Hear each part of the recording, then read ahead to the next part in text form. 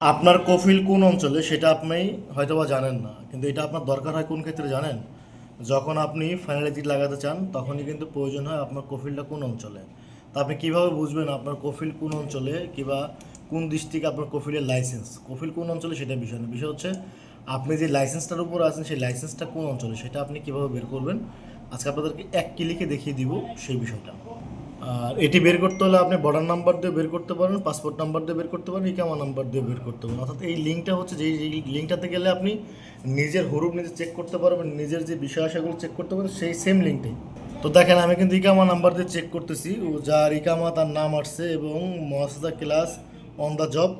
এই যে এইখানটাতে আমি আপনাদেরকে দেখাই, এইখানে যে নাম্বারটা দেখছেন না, 4 নাম্বার, আপনাকে বুঝতে হবে 4-2 এই সংখ্যাটা বলতে কোন ডিস্ট্রিক্ট বোঝায়।